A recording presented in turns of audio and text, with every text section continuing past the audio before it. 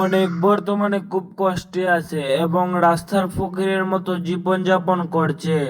মেঘলা এখন শালিমা চৌধুরী হিসেবে নিজের অবস্থান শনাক্ত করছে এবং অনেকের সমস্ত অনুরোধ প্রত্যাখ্যান করছে।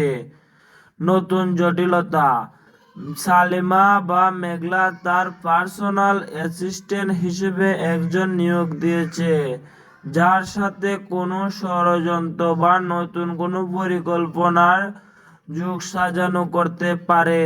পরবর্তী পর্বে আশা করা যায় অনেকের এই কষ্টের দিন শেষ হবে কিনা, বা মেঘলার সাথে তার সম্পর্কের কোনো পরিবর্তন আসবে কিনা তা পরিষ্কার হবে।